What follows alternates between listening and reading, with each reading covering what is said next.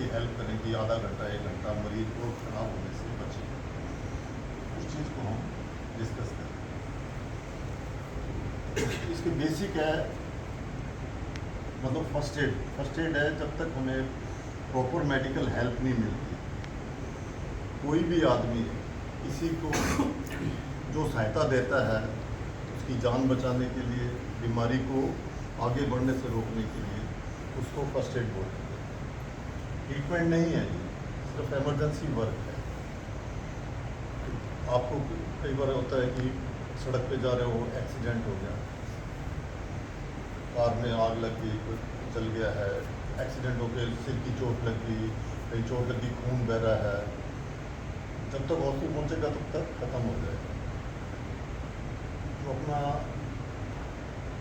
Brain होता है, उसको 3 मिनट ऑक्सीजन नहीं मिले तो ऑलमोस्ट काम करना बंद हो जाएगा। पूरे 10 मिनट नहीं मिले तो बिल्कुल ही डेड हो जाएगा। इसलिए इमीडिएट आपको तुरंत एक्शन लेना जरूरी है।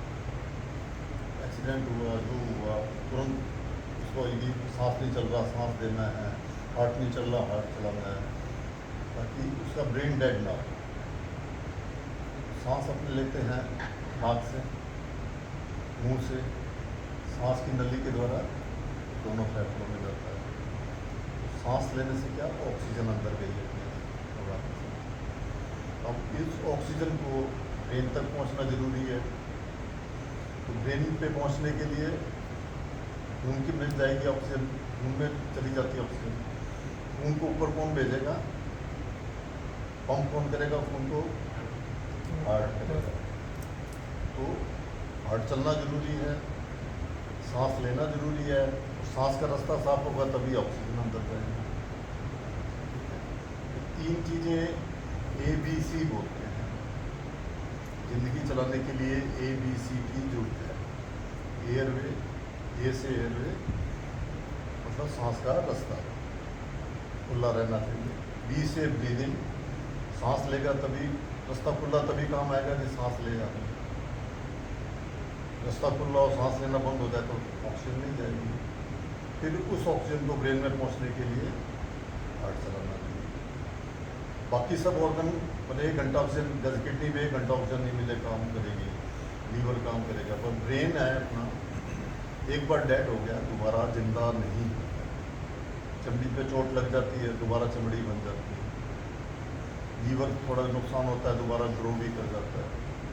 तो ब्रेन भगवान ने ऐसा बनाया है कि उसको तो ऑक्सीजन चाहिए ही चाहिए। जब सबसे ज़्यादा सुरक्षित है। चारों तरफ बढ़िया इसलिए भाई भगवान ने कि ब्रेन को चोट ना पहुंचे। ठीक है, हर एक चीज़ भगवान ने सोच समझ के बनाई है। As a medical personal, medical technician, hospital employee, आपकी ड्यूटी बनती है कि आपके पास कोई मरीज आए तुरंत उसको कैसे हम हार्ट चलाएं, यदि हार्ट रुका हुआ है, सांस नहीं चल रहा तो सांस कैसे दें, उसको करें। ठीक है, मतलब इस करने के बाद एक तो आपको पहचान होनी चाहिए कि कब सांस चल रहा है कि नहीं चल रहा है। डायग्नोसिस करना भी जरूरी है, हार्ट चल रहा है कि नहीं चल रहा है। ठीक है,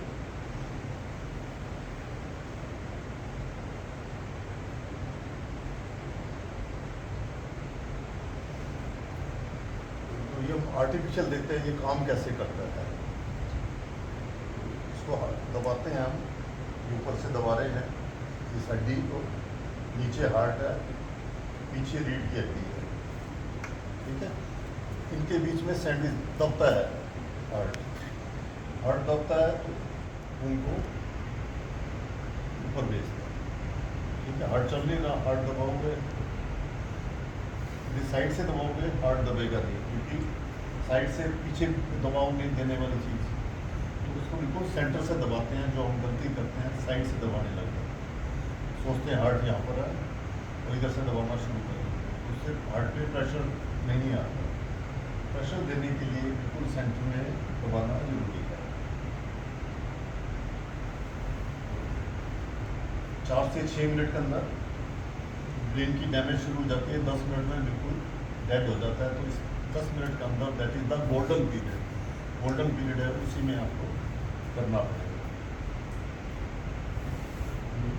अब सबसे पहले तो जो कोई मरीज आप देखते हो, सबसे पहले तो हेल्प की जरूरत है। अकेले आप सब कुछ नहीं काम कर सकते। हॉस्पिटल में भी आप वो जल्दी आओ, मरीज सीरियस है, कोई IV लाइन लगाएगा, कोई उसका ब्लड प्रेशर देखेगा, ठीक है। सहायता के लिए आवाज़ लगाओ, अकेले आप सारा काम नहीं कर सकते। फिर यदि आप अनजान जगह पे हो तो फोन करो कि भी ऐसे ऐसे इमरजेंसी है। आजकल सरकार ने इमरजेंसी नंबर दे रखा है 112 नंबर, तो 112 पे फ़ोन करो। जैसे अब यहाँ का लेते हैं हम नानिया, यहाँ पर किसी को हार्ट अटैक हो जाता है, बेहोश हो जाता है, मैं फ़ोन करूँगा, मैं डॉक्टर बांगा बोल रहा हूँ, रमन रेती महावन से, लाइब्रेरी से। वहाँ पर एक व्यक्ति को दिल का दौरा पड़ा है, बेहोश हो गया, उसका हार्ट नहीं चल रहा, तुरंत इमरजेंसी सहायता की जरूरत है। आप अपनी एम्बुलेंस ट्रेन के साथ तुरंत भेजने की कृपा करें। जब भी आप फ़ोन करो, जगह बतानी जरूरी है। ये तो पहुँचेगी कैसे? आप कह दो घबरा के कि भाई यहाँ आदमी बेहोश पड़ा है, जल्दी आओ, वहाँ पर आएंगे, ठीक है। घबराना नहीं है, सही लोकेशन बिल्कुल शेयर करनी है कि हम यहाँ पर हैं, आप यहाँ पर एम्बुलेंस भेजिए। आपका नाम बताओगे ताकि आपका फ़ोन नंबर तो चला गया उनके पास, तो रास्ते में वो आपसे कोई कन्फ्यूज़न हो, फ़ोन पे आपसे बात कर सकते, तो आपका नाम भी बताओ, ठीक है। ये तो पहला काम हो गया कि पेशेंट को क्या करना, सबसे पहले क्या करना है। उसके बाद मरीज को कंधे का हाथ रखो, कैसे हो। यदि जवाब दे देता है, इसका मतलब पूरा बेहोश नहीं है, मुझे चोट लगी हुई है, किसी को खून निकल रहा है, पर पूरा बेहोश नहीं है, तो उसको फिर हम रिकवरी पोजीशन में लिटा देते हैं मरीज को, उससे कि रिकवरी वो ज़्यादा बिगड़े ना। वो तरीका बताएंगे कैसे रिकवरी पोजीशन बनानी है, ठीक है। उसके बाद यदि बेहोश है तो हमें डायग्नोसिस करना है, नब्बत चल रही है कि हार्ट चल रहा है कि नहीं चल रहा, सांस हो रही है कि नहीं हो रही, सांस का रास्ता तो नहीं, तो एक एक करके देखेंगे। सबसे पहले कंधे पे थोड़ा करा, पूछा कैसे हो, जवाब दे देता ठीक है,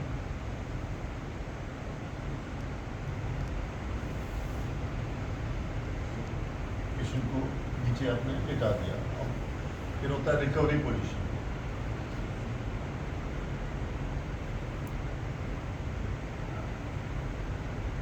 यदि पेशेंट है कि भी तो पूरा बेहोश नहीं है, लेकिन आधा बेहोश है या कंफ्यूजन में है चोट लगने के बाद, उसको हम रिकवरी पोजीशन में कैसे लेते हैं। जब भी चोट लगती है, एक्सीडेंट होता है, हमें पता नहीं होता कहाँ कहाँ की चोट है। एज ए मेडिकल मैन हमें ध्यान रखना है, सबसे ज़्यादा इम्पोर्टेंट है गर्दन की चोट का। गर्दन ज़्यादा हिलनी नहीं चाहिए, क्योंकि यदि इसका फ्रैक्चर है सर्वाइकल स्पाइन का, गर्दन की हड्डी का, आपने गर्दन हिला दी तो बीच की जो नाड़ी जाती है पूरी बॉडी को कंट्रोल करती है, वो कट जाएगी और पैरालिसिस हो जाएगा। बीच की हड्डी यहाँ से करती है, ये घुमा दिया आपने, पैर पैरालिसिस हो जाएगी। रीढ़ की हड्डी बिल्कुल सीधी रखनी चाहिए जब भी मरीज को आप कहीं ले जा रहे हो। कैसे करते हैं, आप में से एक वॉलंटियर आप आ जाए।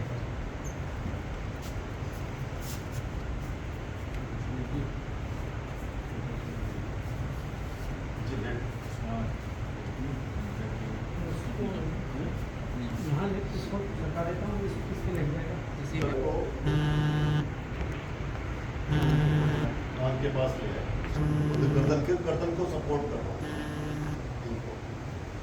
फिर ये पैर मोड़ा, ये पैर मोड़ा एक तरह,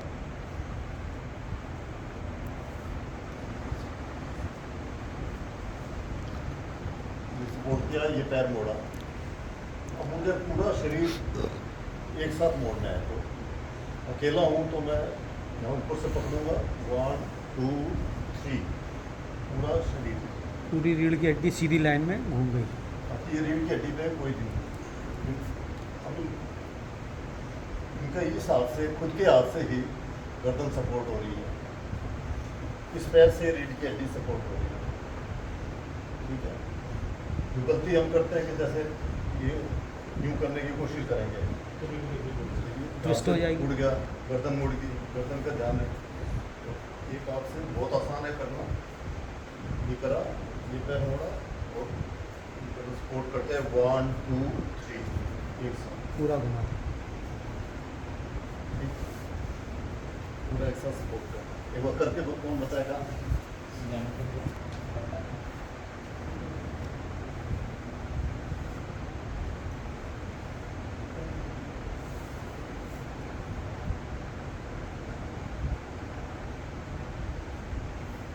1 2 3 बोलो, बोलो।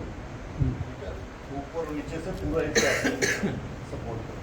ठीक है, तो इसको रिकवरी पोजीशन होती है जब भी कभी एम्बुलेंस किशोर करते हैं, फिर एक साथ गर्दन गर्दन सपोर्ट, गर्दन पे सपोर्ट, गर्दन पे इधर ऊपर से गर्दन पे सपोर्ट करते हैं। पूरा मोड़ा। हाँ, ठीक है, सिराने का काम कर रहा है या तेजी इसकी सपोर्ट हो गया उसको। यदि उल्टी आती है तो आगे जाएगी, सांस के रास्ते में नहीं जाएगी। ठीक। ठीक है, बेहोश होता तो उल्टी भी आ सकती है, मुंह की चोट लगती है, मुंह का खून तो सारा बाहर निकलता है। बेहोश आते के सब पैरालिसिस टाइप का हो जाता है, वो भी काम नहीं करने लगती। तो जो जीभ होती है वो भी पीछे चल जाती है। अपने आगे सांस का रास्ता है, पीछे खाने का रास्ता। तो सांस के रास्ते से ज़्यादा उसको ट्रेकिया बोलते हैं। तो वो यहाँ पर ये जीभ पीछे चलेगी, सांस का रास्ता बंद हो जाएगा। ये जो आगे रास्ता है तो सांस अंदर नहीं जाएगा। अपने को सांस के रास्ते को बनाना है ताकि हवा अंदर चली जाए। उसको बनाने के लिए दो तरीके हैं। या तो हम जबाड़े को आगे लेके आए या गर्दन को पीछे करें। तो जो चोट लगे मरीज होते हैं उसमें गर्दन को पीछे नहीं कर सकते। हमें पता नहीं है सर्वाइकल स्पाइन रीढ़ की हड्डी की देती है, तो उसमें सिर्फ जबाड़े को आगे करते हैं। तो वो कैसे करते हैं आगे इसमें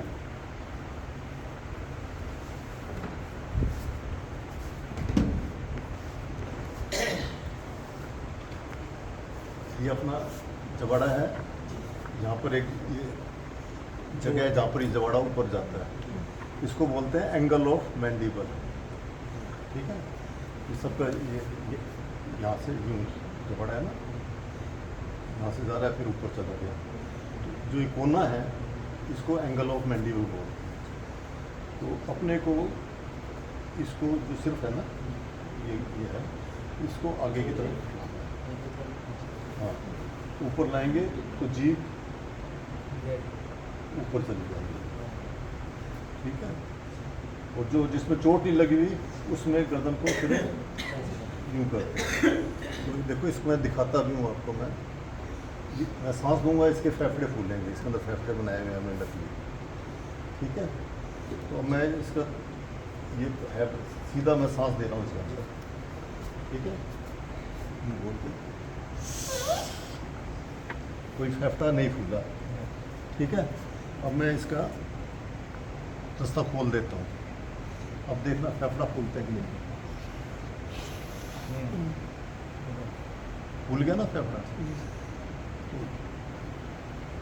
पहले ऐसे कर दे, जीभ इसकी आई हुई थी इसका, तो फेफड़ा नहीं फूला। और जब मैंने इसको ये करके सांस दिया, ये फेफड़ा फूल गया। तो आप सही एंगल दोगे तभी सांस अंदर जाएगी। तो या तो इसको आगे करके दे दो सांस, या यूँ करके दो, तभी सांस अंदर जाएगा। ठीक है, और नाक को बंद करना है। ये तो यहाँ से दोगे सांस बाहर नहीं देगा, आपके मुंह की सील पूरी तरफ आ जानी चाहिए। और आपको पता नहीं होता किसी मरीज को कोई बीमारी हो, मान लीजिए एड्स हो इसको, ठीक है, और कोई बीमारी है तो वो आपको आ सकती है। तो खुद को तो खतरे में नहीं डालना है। तो आजकल फर्स्ट एड किट होती है, उसमें एक पतला रबड़ का मास्क होता है, वो उसके ऊपर रख देते हैं, उसके द्वारा सांस लेते हैं। ठीक है, और कुछ भी नहीं मिले तो आपको थोड़ा सा रुमाल रख लो ऊपर, फिर सांस लो। दुपट्टा हो चुन्नी। ठीक है,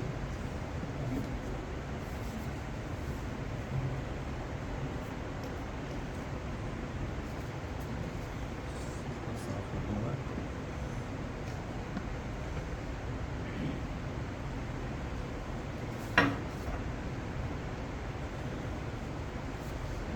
मेरा मुंह लगा तो मैंने स्लाइस कर दिया है। कौन बताएगा सांस सही देने का तरीका? आपने अभी पहले बताया।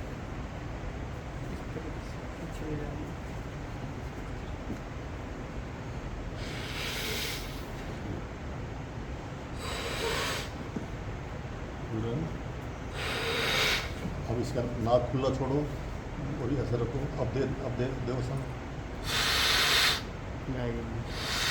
नहीं खुल रहा ना, सही देंगे तरीके से तभी काम करेगा।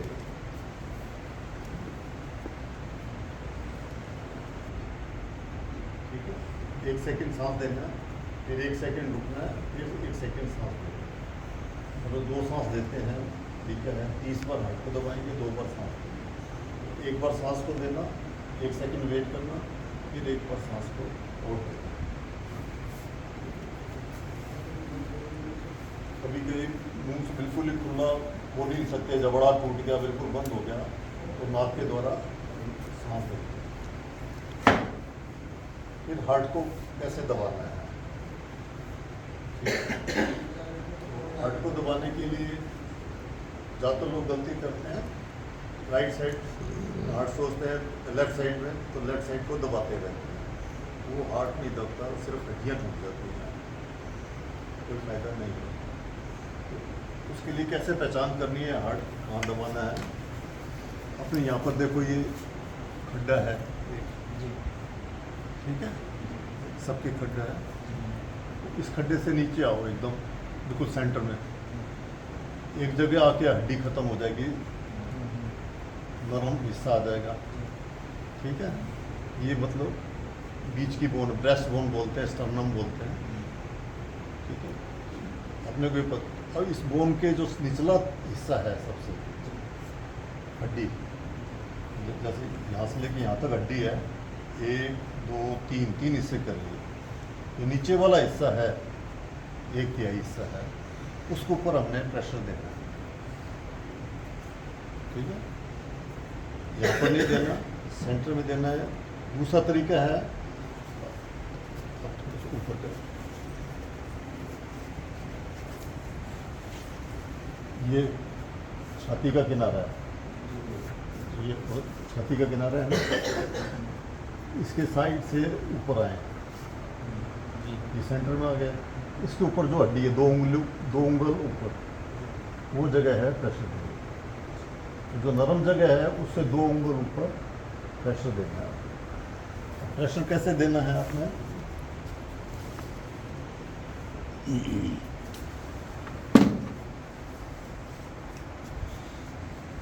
फ्रिज को एकदम चारपाई पे नहीं होगा ये काम, या तो पीछे हार्ड होना चाहिए या ज़मीन पे लेटा हो। अब ये आपकी हथेली की जो जगह है, ठीक है, इसको रखा उस जगह, दूसरा हाथ इसके ऊपर हो गया। अब आपके पैर जितना अब कंधा है ना, इतनी दूरी पर है आपको सपोर्ट करने के लिए। और ये चीज़ बिल्कुल सीधी रहनी चाहिए, और इसको सिर्फ दबाव इसके ऊपर आएगा, तो इसको 1.5 इंच से 2 इंच दबना चाहिए, ठीक है। इससे कम दबाओगे हार्ट दबेगा नहीं, जोर बहुत लगता है, थक जाता है आदमी जल्दी। अब इसको यदि ये कोनी मोड़ी होगी, आप यूँ करने की कोशिश करोगे, प्रेशर नहीं आएगा, पूरा आपका बॉडी का वेट बिल्कुल आना चाहिए इसमें, तभी प्रेशर आएगा, ठीक है। इसकी स्पीड होती है 1 मिनट में 100 से 120 बार दबना चाहिए। बहुत जल्दी थक जाता है। इसलिए कहते हैं सहायता के लिए आओ। क्योंकि आपने ज़्यादा से ज़्यादा कितना भी कर लो, कितने भी बलशाली हो, बॉडी बिल्डर हो, 2 से 3 मिनट ज़्यादा दे नहीं पाओगे। ठीक है, उसके बाद फिर वो पूरा दबेगा ही नहीं। तो आपने 2 मिनट किया, आपके साथ वाले ने सांस दे दिया, फिर वो सांस वाला इधर आ गया, आपने सांस दे दिया। 30 बार इसको दबाते हैं, फिर 2 सांस लेते हैं। तो वो चलता है ऐसे 1 2 3 4 5 6 7 8 9 10 11 12 13 14 15 16 17 18 19 20 21 22 23 24 26 27 28 29 30।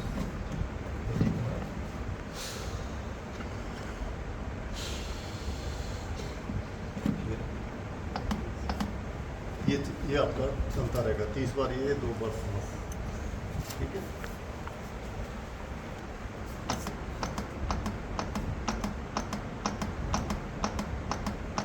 गिनती भी गिनते रहो। इसमें आवाज़ आ रही है ना, कट कट कट। और दब रहा है। ये दिया, यदि 2 बार पूरा नहीं दबेगा तो आवाज़ भी नहीं आएगी। तो ट्रेनिंग देने के लिए हम देखते हैं ये, यदि मैं पूरा नहीं दबाऊंगा आवाज़ नहीं आ रही। ये पूरा दबेगा ना, तभी आवाज़ आएगी। तो ट्रेनिंग देखते हुए हम देखते हैं प्रॉपर कर रहा है कि नहीं कर रहा है। ठीक है, तो बड़ी टेक्निकल चीज़ बनाई है ये। और बढ़िया करो। अपने सेंटर में आप रखो, ये जो साइड में उंगली लेकर हो, जहाँ रुक जाती है उंगली खड्डे में, पीछे चलेगा।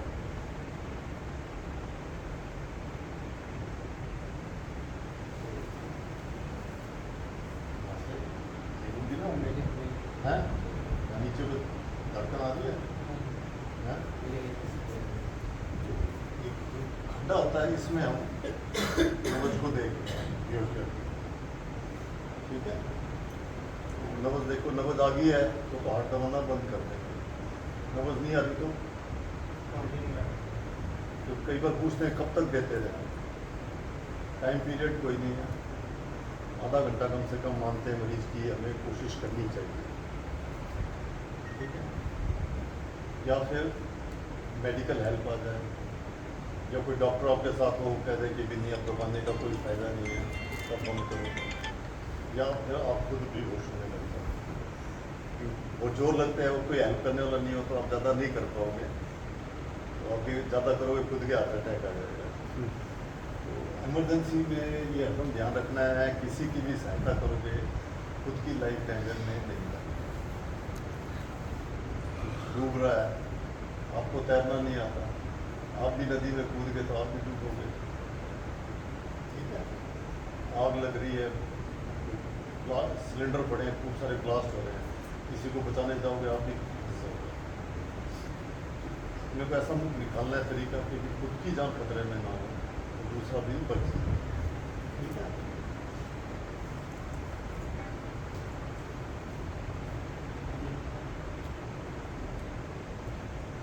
एक दो छोटी छोटी फिल्म दिखाते हैं आपको। ये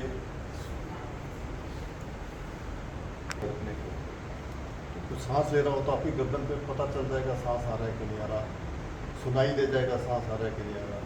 और साथ ही साथ यूँ देखते हैं छाती ऊपर हो रही है कि नीचे नहीं हो रही। तो ये देखने का तरीका है सांस चल रहा है कि नहीं चल रहा है।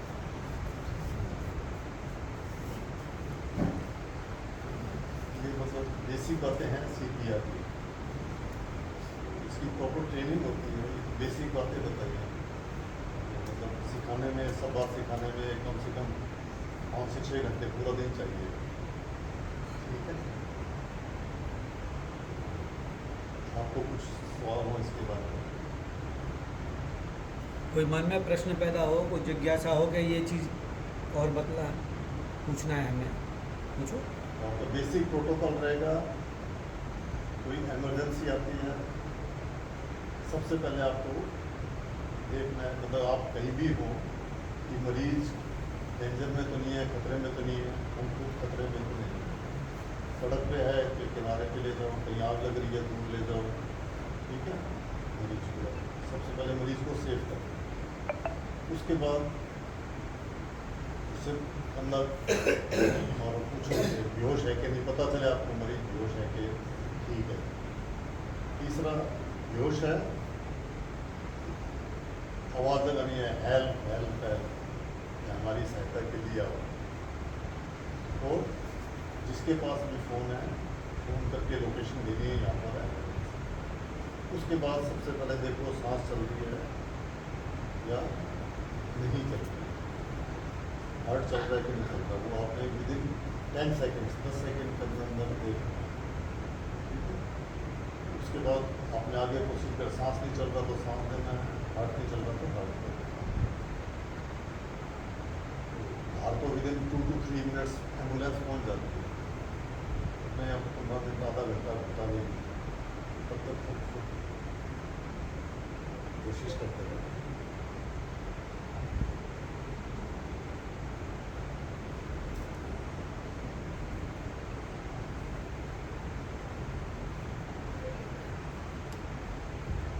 एक ब्लीडिंग के टाइम पर, जैसे पिछली बार बतलाया था ना आपने,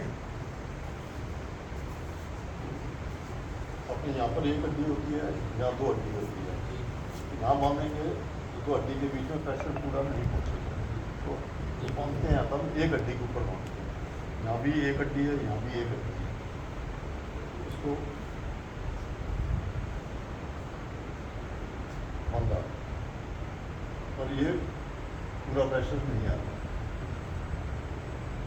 पूरा प्रेशर देने के लिए इसको और टाइट करना जरूरी है, ये करेगा नहीं टाइट, तो एमरजेंसी में अपने दिमाग को काम लेना है, जो चीज़ ले उससे टाइट करने की कोशिश करना है। कहीं सड़क पे खड़े हो, पेड़ की टहनी तोड़ लो, लकड़ी तोड़ लो, कोई लकड़ी मिल जाए, टूटा मिल जाए, नहीं तो पेन होता है अपने पास, पेन को बीच में एक गांठ और लगा दो, ठीक है। अब आपका जो प्रेशर आपको मालूम है, अब मैं इसको घुमाना शुरू करता हूँ, प्रेशर बढ़ना शुरू हुआ, कुछ चीज़ चाहिए घुमाने के लिए हमें प्रेशर बढ़ाना है। एक गांठ लगाने के बाद कोई लकड़ी, कोई भी फुट्टा मिल जाए, जो भी चीज़ मिल जाए, घुमाना शुरू करो, गीला हो गया है, अब ये प्रेशर देने का तरीका है।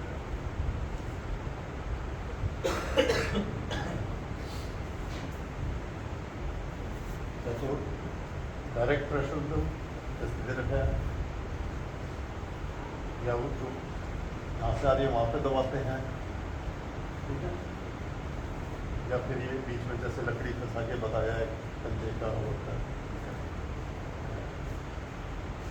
हाथ में खून बह रहा है, बहुत कॉमन चीज़ है, घर में बच्चों के भी हो जाता है, स्कूल में हो जाता है, घुमाना नहीं है,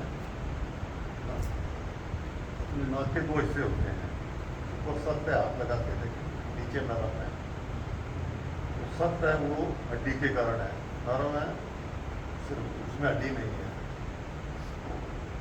जिसके भी खून आ रहा है उसको कुर्सी पे आराम से बिठा दो, उसको कोई टेंशन की बात नहीं, ठीक हो जाएगा। ये जो नरम हिस्सा है इसको कस के दबाओ, और जिसके भी बच्चा है, आदमी है, उसको तो सांस मुंह से लेना है, तो नाक को बंद कर दिया आपने, इसको दबा के रखो, मुंह से सांस लेने को बोलो, और जो खून पीछे जाएगा नाक का, उसको क्या बाहर फूटना, तो 5-7 मिनट दबाओ के बंद हो जाएगा।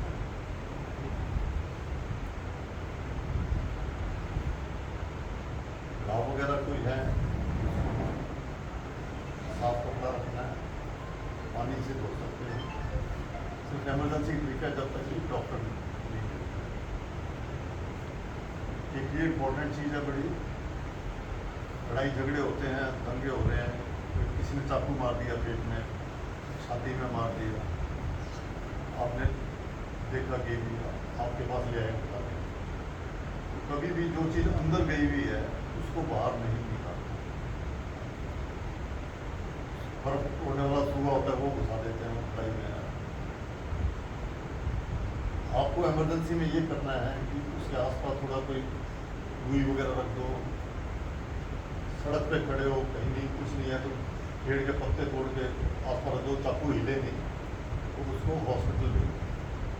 क्यों नहीं निकालते इसको कि चाकू घुसे, आपको पता नहीं कहाँ गया, पेट में खून की नली जा रही है बड़ी बड़ी, हो सकता है उसकी नोक खून की नली में घुसी है।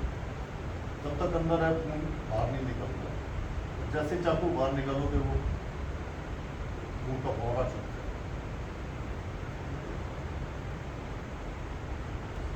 तो इस तरह का मरीज आता है तो उसको आगे भेजना है, और आपने कुछ नहीं करना।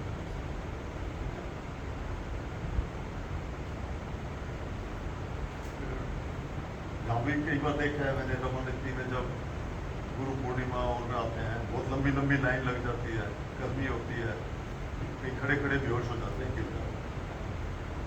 तो उससे क्या होता है, खड़े खड़े खून नीचे चला जाता है पैरों की तरफ, ऊपर खून की सप्लाई दिमाग में कम हो जाती है तो बेहोश हो जाता है। उसके लिए क्या करना है कि तुरंत लेटाओ, कोई दवाई की जरूरत नहीं है, लेटाओ और पैरों को ऊपर करो, पैरों को ऊपर करो। तो पैरों में जो खून गया हुआ है वापस दिमाग की तरफ जाना शुरू हो जाएगा 2-3 मिनट में। स्कूलों में भी होता है, जब प्रार्थना हो रही होती है, बच्चों सुबह नाश्ता पूरा करा नहीं होता, बेहोश हो जाती है, तो पैर उठाने हैं। हड्डी टूट जाती है, मेन दिक्कत होती है दर्द होना। दर्द क्यों होता है, हड्डी हिलती है। फर्स्ट एड में हमें ये है कि हड्डी ना हिले उसका तरीका निकालना है। हॉस्पिटल तो प्लास्टर लगा देते हैं, ठीक है, सब कुछ होता है। फर्स्ट एड में आपको कहीं सड़क पे है वहाँ पर तो मिलेगा नहीं कुछ प्लास्टर, तो आपके पास दिमाग से काम लो, क्या चीज़ है मेरे पास सपोर्ट करके। मान लीजिए एक पैर में फ्रैक्चर हुआ है, दूसरे पैर को साफ रख दो, दोनों पे रुमाल करके बांध दो। इस पैर को इसका सहारा मिल गया, ये पैर हिलेगा नहीं तो हड्डी नहीं हिलेगी, दर्द नहीं होगा। ठीक, उंगली टूट जाती है, दूसरी उंगली को साफ रख के बांध दो, तो इस उंगली का सहारा मिल गया, दोस्त बन गई उंगली। ठीक है, एक दर्द नहीं होने देगी। अब ऐसे ही देखो, एक ने दिमाग लगाया, सारा हाथ को अपने प्रेस देने के लिए पट्टी बांध सकते हैं। उसके बाद छतरी थी, छतरी को ही बांध दिया, कार में छतरी। आपको जो चीज़ मिल जाए उसका उपयोग करना है। टकराए वो गमले उठा के दूर कर दिए ताकि गमलों से ना टकराए।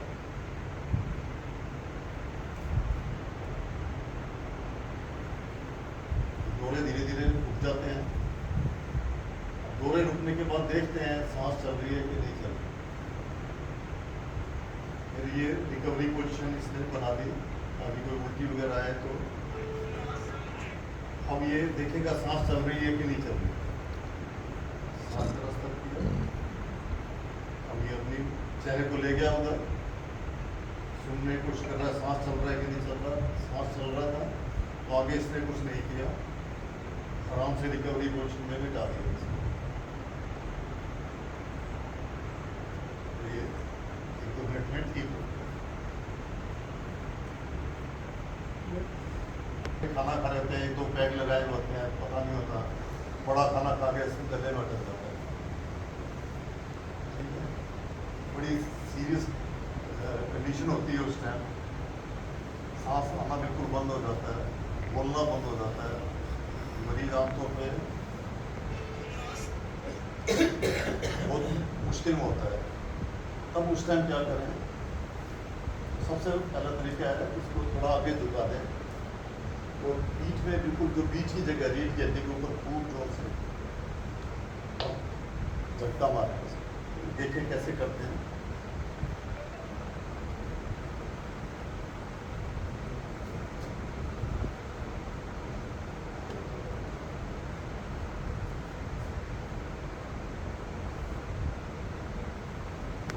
खाना खा रहे हैं।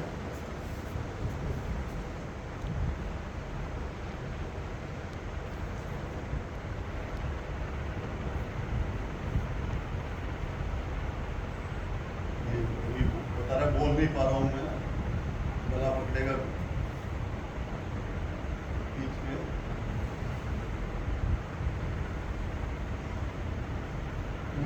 जोर से निकल गया खाना।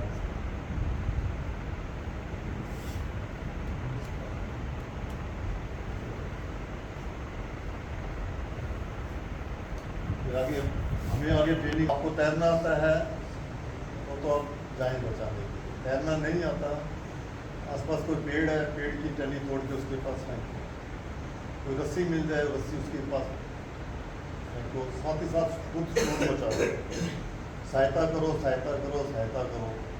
हो सकता है कुछ सुन ले आसपास, वो आ जाए, किसी को तैरना आता है। बाहर आते हैं तो हम देखते हैं कोई ABC, सांस रास्ता खोलना है, हमें सांस देनी है और हार्ट चलाना है।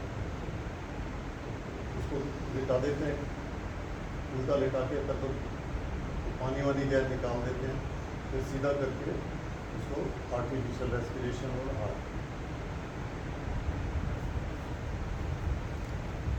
नहीं और कोई प्रश्न? हाँ भाई, सुनो तुम लोग।